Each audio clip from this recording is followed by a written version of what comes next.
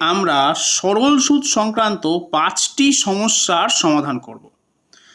প্রথম সমস্যাটি হলো কোনো আসল 25 বছরে সুদে আসলে হচ্ছে 3 গুণ, তাহলে সুদের হার কত হবে তা জানতে চাওয়া হয়েছে।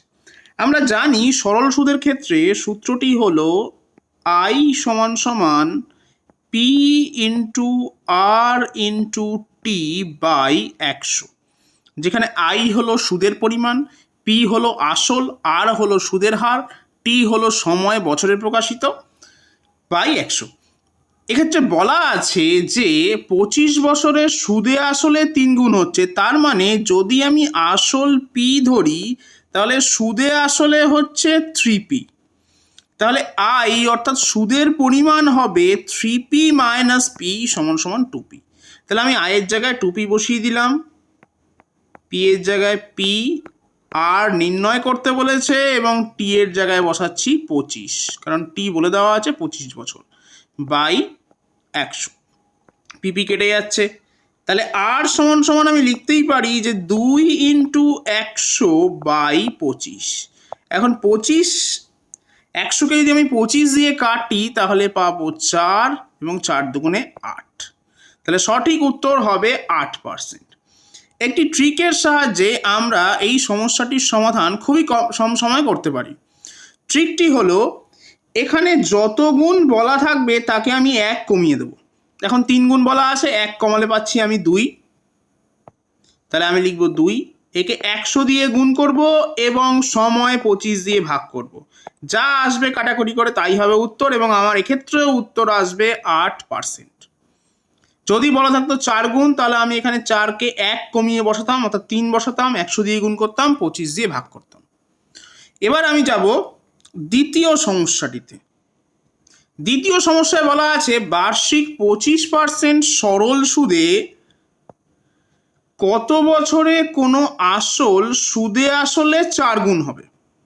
তাহলে এক্ষেত্রেও যদি আমি আসল ধরি পি, তাহলে সুদে আসলে হবে 4p, অর্থাৎ সুদের পরিমাণ হবে 4p মাইনাস পি অর্থাৎ 3p। এবার আমরা সূত্রটি লিখছি I সমান সমান পি আর টি বাই 100। আয়ের জায়গায় বসাচ্ছি 3p, তাহলে 3p সমান সমান পি ইন্টু আর এর মান 25 ইন্টু টি বাই 100, তাহলে পিপি কেটে দিচ্ছি, তাহলে আমি টি এর মান পাবো 3 ইন্টু 100 বাই 25, কাটাকুটি করলে আমি পাচ্ছি 12, অর্থাৎ সময় হবে 12 বছর।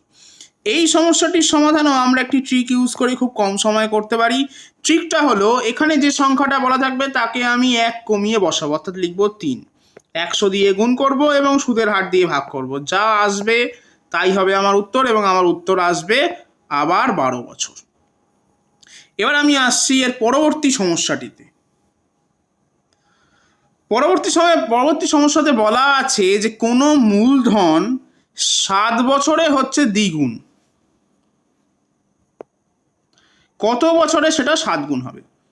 এখন যদি আমি ধরে নিই যে মূলধনটা পি, তাহলে 7 বছরে সেটা হচ্ছে 2p, তাহলে আই অর্থাৎ সুদের পরিমাণের মান হবে 2p মাইনাস পি অর্থাৎ পি, অর্থাৎ আই সমান সমান P into R into T by 100।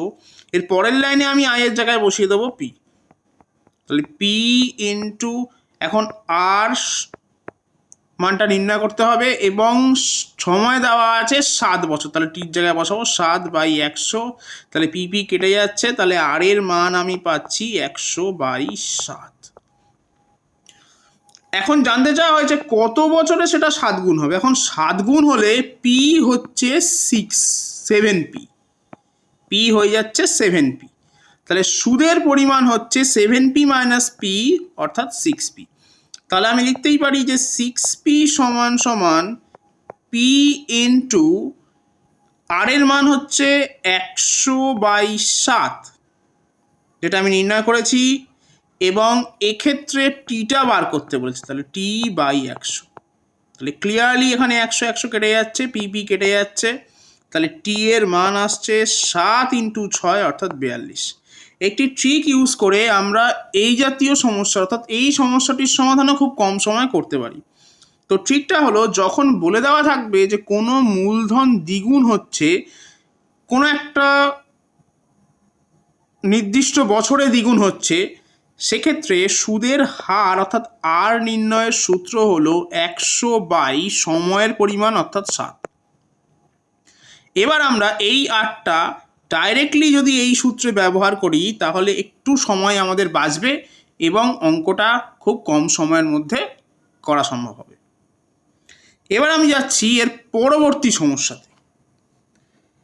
তো পরবর্তী সমস্যাটি হলো, কোনো মূলধন 4 বছরে সুদে আসলে হচ্ছে 1240 টাকা এবং 10 বছরে সুদে আসলে হচ্ছে 1600 টাকা। আসল কত তা নির্ণয় করতে বলা হয়েছে। এখন যেহেতু 4 বছরে সুদে আসলে 1240 টাকা হচ্ছে এবং 10 বছরে সুদে আসলে 1600 টাকা হচ্ছে, তার মানে 10 - 4 অর্থাৎ 6 বছরের সুদ, অর্থাৎ 6 বছরের সুদ আমি বলতেই পারি যে 1600 - 1240 অর্থাৎ 360 টাকা। তাহলে 1 বছরের সুদ আমি বলতেই পারি যে 360 ভাগ 6 সমান 60 টাকা। তাহলে 1 বছরের সুদ হচ্ছে 60 টাকা। তাহলে 4 বছরের সুদ আমি বলতেই পারি যে 60 × 4 অর্থাৎ 240 টাকা। এখন 4 বছরের সুদে আসলে হচ্ছে 1240 এবং 4 বছরের সুদ আমি বার করলাম 240। তাহলে যদি আমি এই অংশটা থেকে অর্থাৎ 1240 থেকে 240 বিয়োগ করে দিই তাহলেই আসল পেয়ে যাব। তাহলে আসলের পরিমাণ হবে 1240 বিয়োগ 240 সমান 1000 টাকা। এবার আমি আসছি এর পরবর্তী সমস্যাতে। পরবর্তী সমস্যায় বলা আছে যে কোনো মূলধন 8 বছরে সুদে আসলে হচ্ছে 1120 টাকা এবং 10 বছরে সুদে আসলে হচ্ছে 1200 টাকা।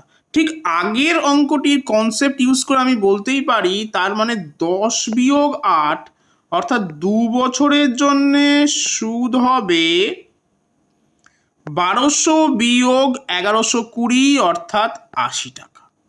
তাহলে 1 বছরের জন্য সুদ হবে 40 টাকা। তাহলে 8 বছরের সুদ হবে 8 × 40, তার মানে 320 টাকা। এখন যদি আমি 8 বছরের সুদে আসল 1120 থেকে 320 বিয়োগ করি তাহলে আমি পাবো 800। তার মানে আসল হলো 800 টাকা। তাহলে আমি বলতেই পারি যে পি সমান হচ্ছে 800 টাকা। এবার যেহেতু 8 বছরে সুদে আসলে হচ্ছে 1120, তাহলে আই এক্ষেত্রে যেটা আমরা বার করেছি অর্থাৎ 320, টি হচ্ছে 8 বছর। এখন আমরা জানি যে সরল সুদের ক্ষেত্রে ফর্মুলাটি হলো আই সমান পি × R/T/100। এখন আয়ের জায়গায় আমি 320 বসিয়ে দিচ্ছি। পি হলো 800, আর নির্ণয় করতে বলেছে টি হলো 8 বছর বাই 100। প্রথমে আমি 0 0 কেটে দিলাম, তাহলে 8 × 8 = 64 অর্থাৎ 64 আর সমান 320। তাহলে আর এর মান হবে 320 ভাগ 64, কাটাকুটি করলে আমি পাবো 5। অতএব সঠিক উত্তর হবে অপশন ডি 5%। অতএব সুদের হার এক্ষেত্রে হবে 5%।